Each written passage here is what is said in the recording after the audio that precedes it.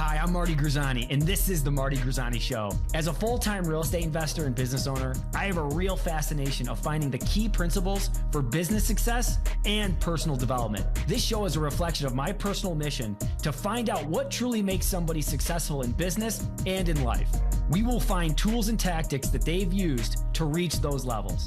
If you're the type of person who is not satisfied with average and you have a hunger for learning that will never cease, this show is for you. Welcome to the show.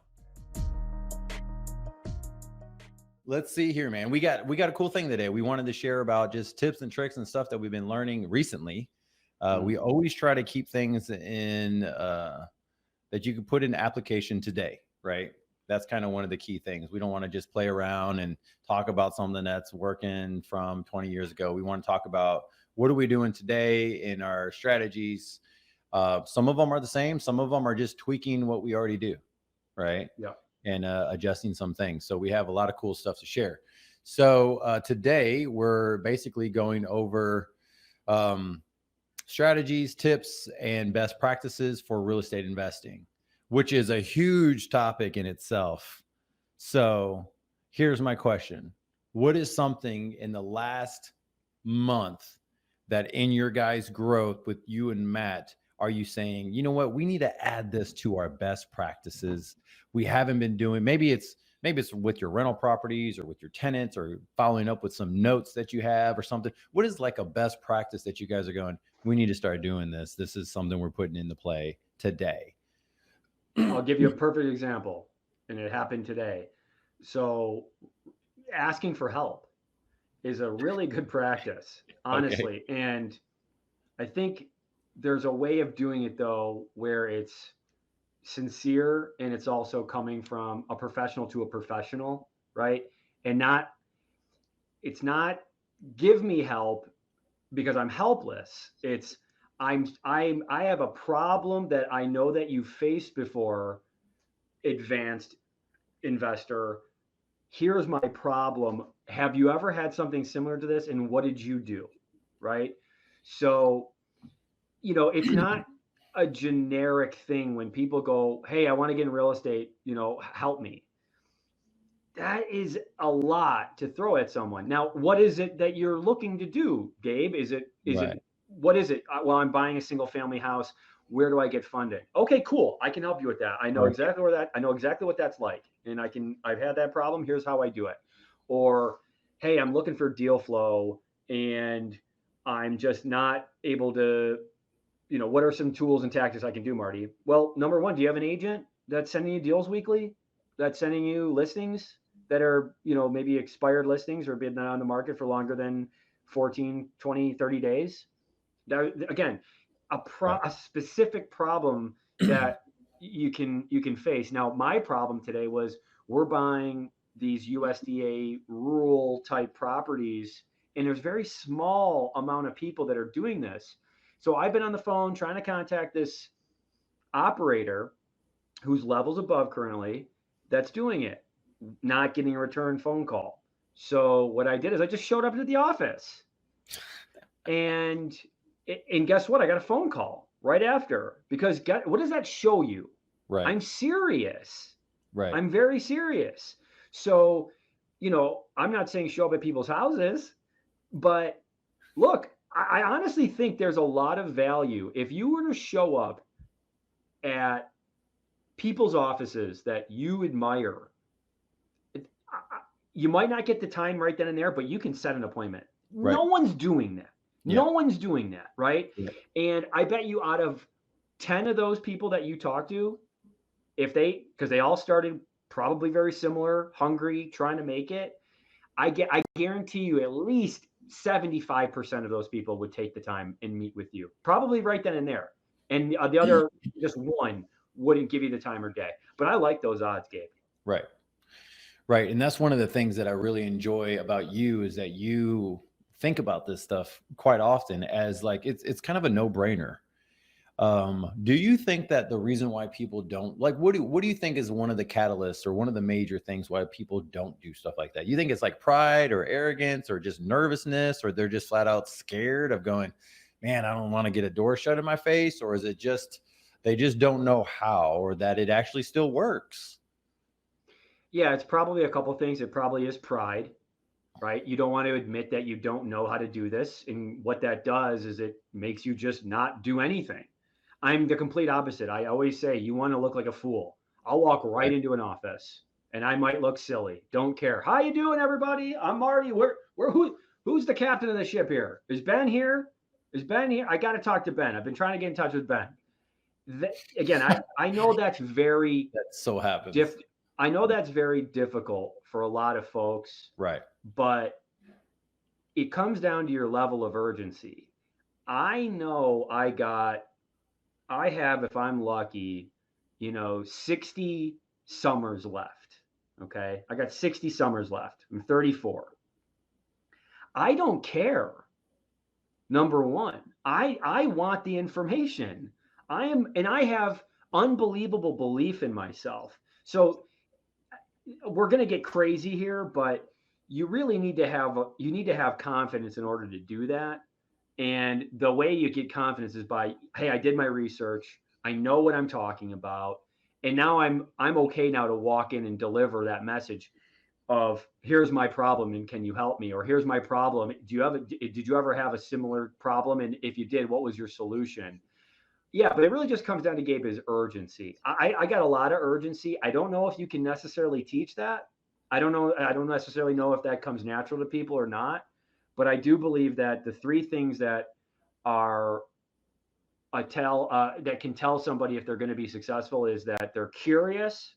Number one, are you curious? Mhm. Constantly thinking about what other people, not thinking about what other people are doing, but I'm always curious about what other people are doing. I'm genuinely curious. And number two is that I'm urgent. I have a sense of urgency that is only matched by my partner, Matt McGuckin. And then the third thing is that, I believe I belong, right? I belong doing these things. Right. So those are the three things I think if people can just start to really think about those, it could really help your career. Yeah, I think one of the things that, and that's awesome, dude. That's really cool. One, the urgency thing, I think a lot of people miss out on. And real estate investing could be looked at in multiple areas, right? It could be looked at as a passive thing that you're just doing, and you're collecting 2 or 3 properties throughout the year. And that's great. Like, I think everyone should be doing something like that, where you're collecting some asset of some sort to help with your net worth and building your net worth. And then you have the guys like us that are kind of crazy who just like go out there and say, hey, I really want to build a business in this industry.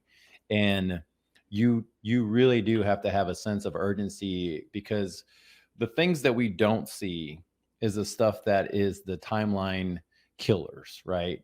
And if you don't have an urgency on a deal, you don't know if the roof is going to be the killer to the deal, or if it throws you off as your timeline. You got to replace, you got to do this. Like, there's construction, there's rehab, there's teams, there's other stuff, there's storms. There's so many other outliers that you can't control. You have to control the inputs.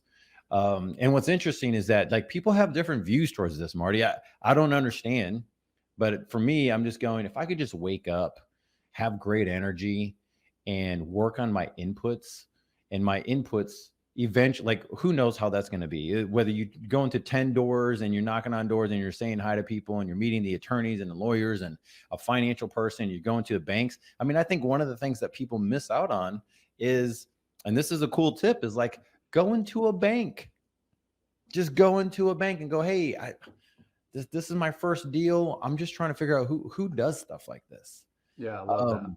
And then, what I think that also happens, like, there's power in that, right? Like you were saying, the confidence, like we're in this world where you can go to social media and just look anywhere, Facebook, Twitter, and go, hey, does anyone have a contact for so-and-so?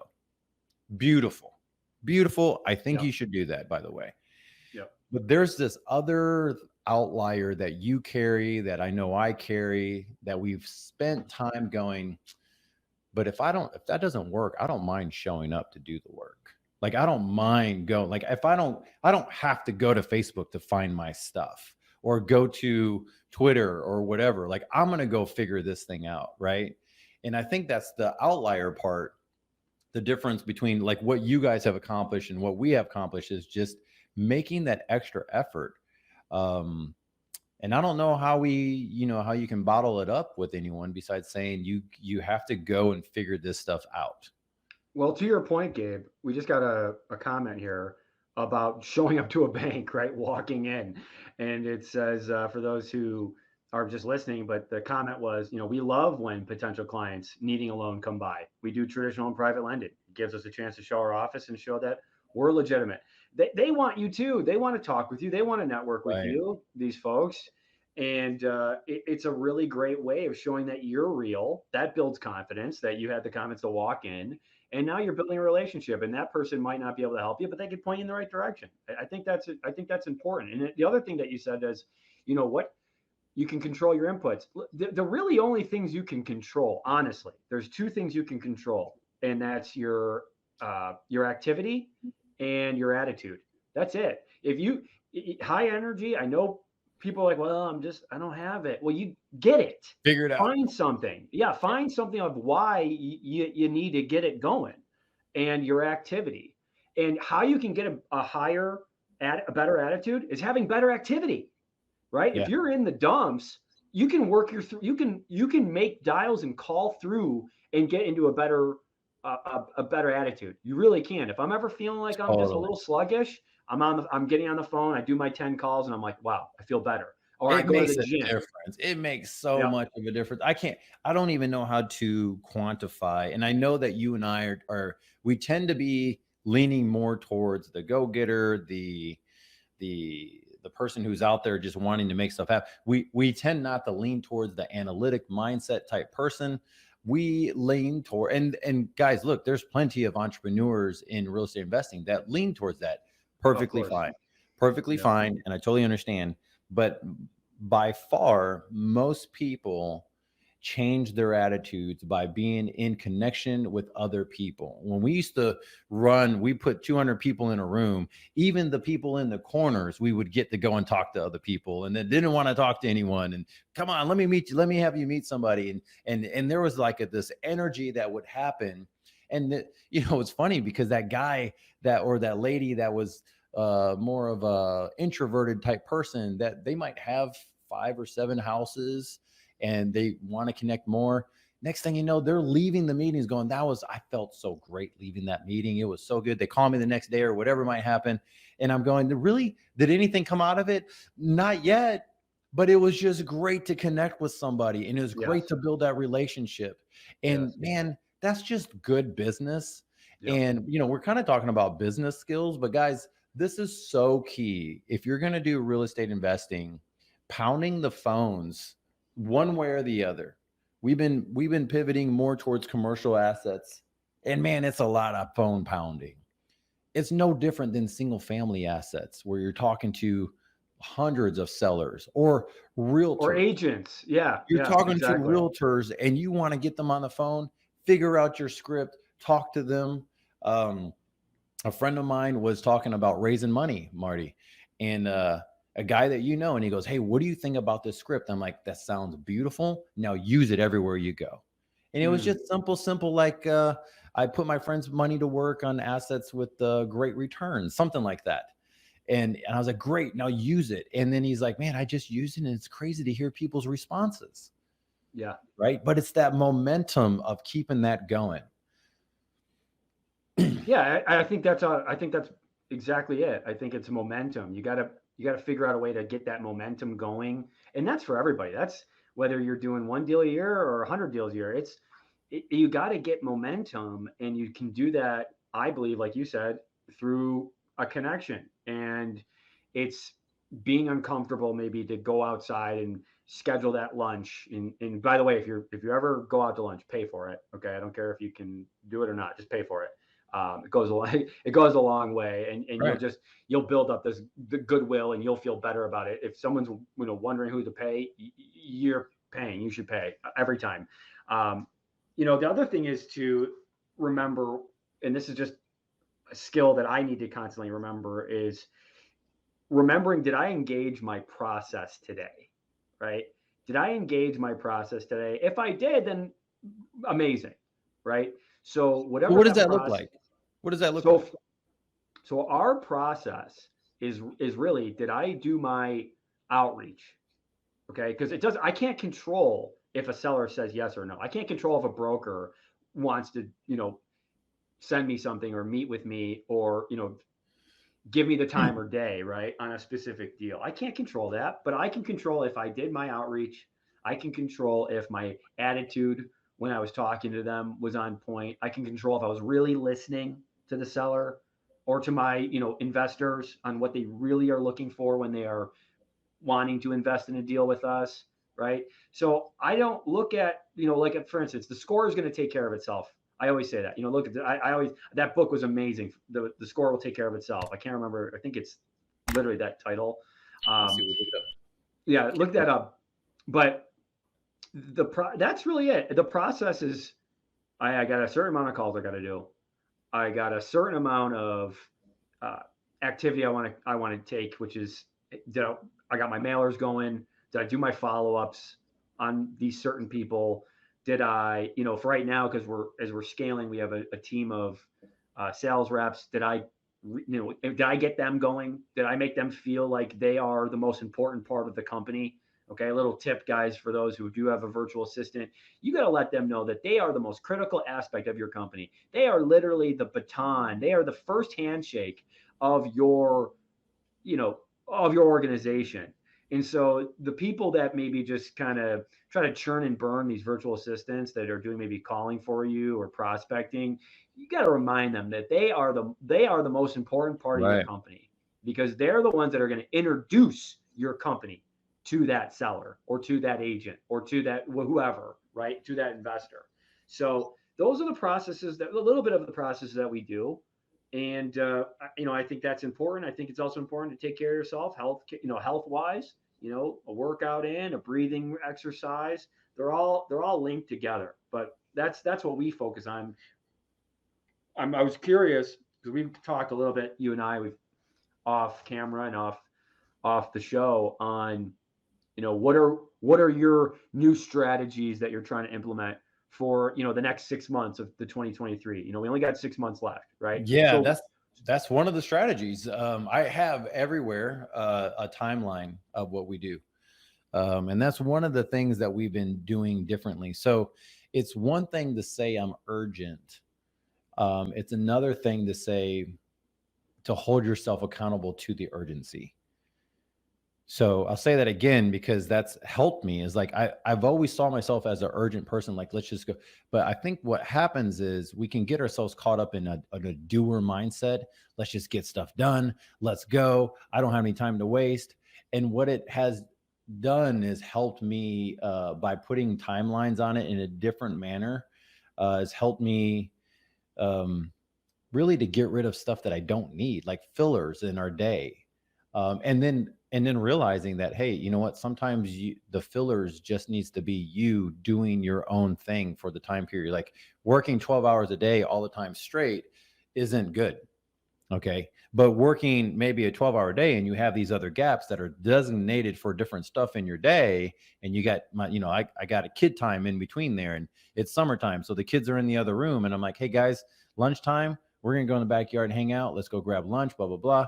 And we're just doing it, like these certain things within that 12-hour period are happening, right? They give me these refreshers of going, hey, this is what makes it all worth it, right? And it makes it enjoyable to go through.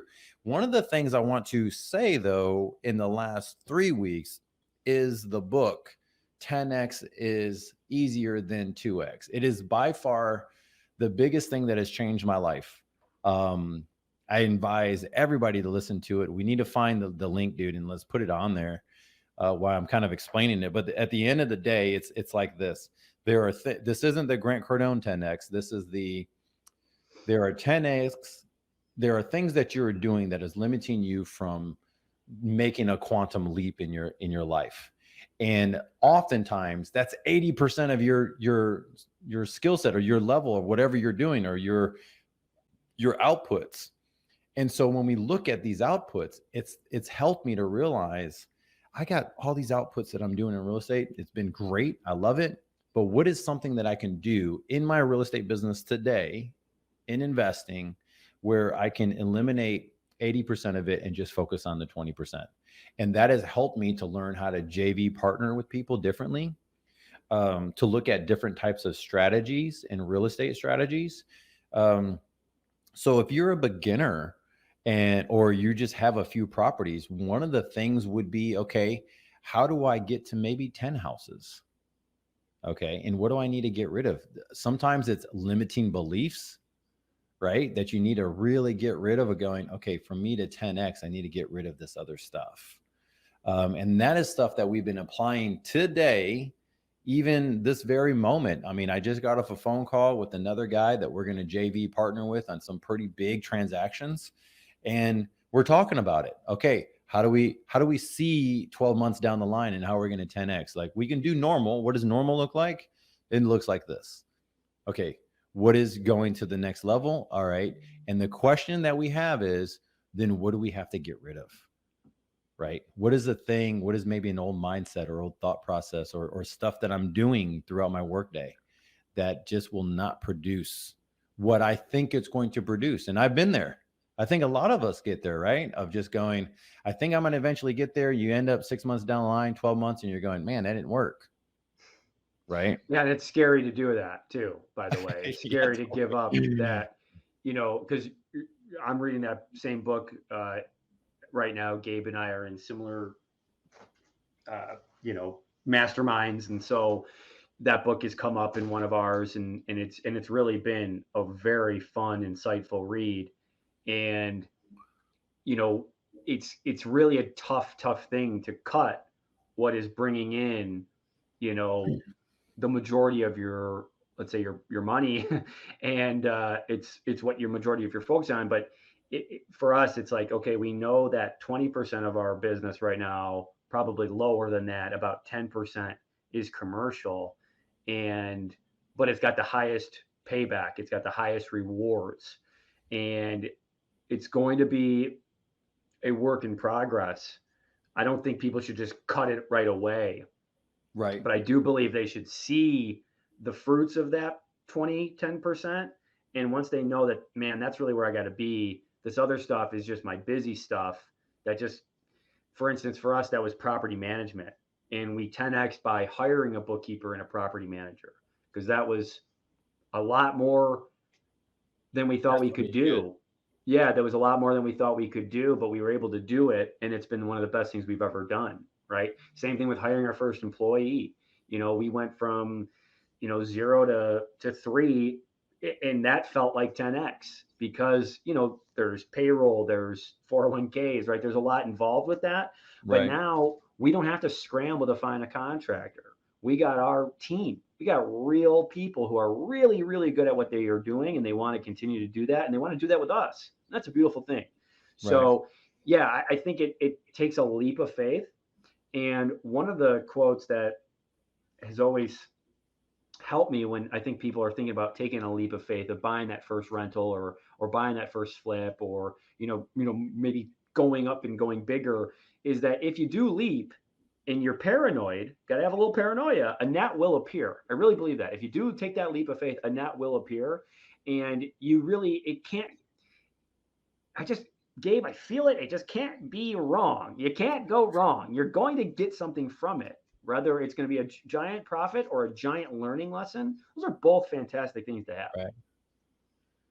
That's really good, man. I'm just kind of seeing the growth of all of us that have gone through this. And then, how many people have we been, receiving DMs from and text messages and stuff that we can help people through the process. And it is probably the number one fear of most people. Yeah. Of like, okay, I got to take this leap, and how's that going to go? And guys, you know what? It's totally okay to say, I need a JV partner to make this happen, or I need a coach just for the next thing. I think that people, Marty, join programs thinking that this is going to, like, man, I'm going to join this program. Like, yeah, but once you get the info, it's yours. Yeah. Right. Once you've learned it, you can do it. Yeah. And it's not a marriage to whatever program. You're there for a reason. So here's the hot tip, guys. And I know that we have a lot to go over, but we do have a timeline. Here's the hot tip that I figured out that I think most people get caught up in. When you join a coaching program or training, look at it as like you just bought a book. You want to get the best out of that book. You want to find out everything you can, do everything you can with the book. The whole point of reading the book is to give you a different insight, different perspective. You might have someone there holding your hand through a deal, maybe your first deal. I had someone hold my hand kind of through the first deal. I've just fumbled through a lot of stuff. It was a kind of a mess, but I had a lender that was like, let's just figure this thing out. Great. We did that. We partnered maybe on 3-4 deals together, and then that was it. And that was the intention. We made it very clear. We're not looking at like being married in this thing forever. Let's just do deal by deal and figure this thing out. And then eventually it's like, okay, do you still want it? No, I don't.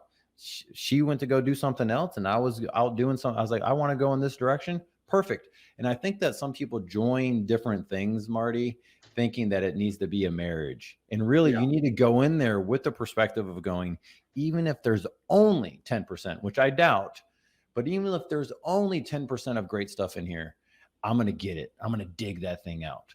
And with that mentality, I've seen those who approach those different programs, different things that they've done, events, whatever, with that mentality, they get so much more out of it, because now they're going, I want to dig. I want to find something awesome here, and I'm looking for it. I want to leave this thing with whatever, like something powerful that you're trying to come out with. And I think that's something that you and I have, for some reason, have figured that out. I mean, I remember going to West Palm and we're going, listen, we're just trying to figure out these couple things, right? We figured it out. We did it. We ran after it, had great time in the meantime, which is perfect, right? But that's what we were digging for. And you find the answer, you find those connections. I mean, that's just something. That's a great tip. No, it's a great tip. I think that's right on, with a tip being join a mastermind. Look, the best in the world are coached, and you're not the best in the world, right? Whoever's listening to this. So why are the best in the world being coached and they're paying for coaching and the beginners don't, right? And I know there's different financial obligations for folks on that, but I would just say do whatever you possibly can to, when you find that person or that group or that program and you vet it and you've done your due diligence, because you certainly want to do that, but then take that leap of faith into that coaching. I don't have a coaching platform to sell you, and that's not what I'm here for. I know Gabe doesn't. That's not what we're doing. It's not what we're doing. I'm just saying that can absolutely 10x you. And that's a tip that I'm so glad I did that. And because it brought me around people like a Gabe. Look, I'll give you this just straight up. I joined a coaching program, learned a ton about creative finance and creative deals. From that, I met Gabe. From that, we started a podcast. From that, Gabe told me about another commercial real estate investing coaching group. From that, I was able to buy a storage facility, had the confidence to buy, and partner on apartment buildings. And now it also opened up doors to other people, right? Who are another, I would say, an Empire State Building length ahead of me, right? And those people are there. So if those people are there getting this coaching, well, how I don't have any excuse to not get it. But then you're around those people who are doing stuff, and you go, look, I love that person, but they're not any better or different than me. Why can't I? And so it instills you with that belief of, I think I'm in the right place and I belong. And that's, again, the three things that I think are so critical right now, is that you be curious about what's going on, be curious about the market, be curious about learning, constantly, be on top of it with your urgency. How do you become urgent? Remember that you're going to die. That's it. I mean, that's how you remember how to be urgent. This shit ain't going to last that long. So get after it. Who cares what other people think? Do it. Ask for that help. Ask on Facebook for that deal. Ask for that money. Go after it. And then the third thing is really be, what was that third thing we talked about? You belong. Remember that you belong, right? So if you believe you belong, you belong. And if you don't believe you belong, you don't. That's it. That's so good, man. And that's the show. that is the show, guys. We can wrap it up there, because that's one of the things I just want to highlight what you said. there's this part where the people that are the most energized, you're saying bringing energy and stuff. Have you noticed that they're the ones that are coached?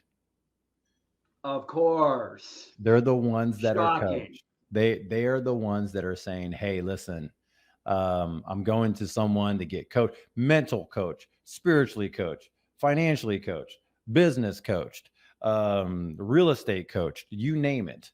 They're willing to level up. And here's the thing that I think most people miss, and then we need to close this out. When someone was saying, judging me one time, when I say judging, I don't know. They were just kind of gave a sniper about, oh, you're going to go join another program.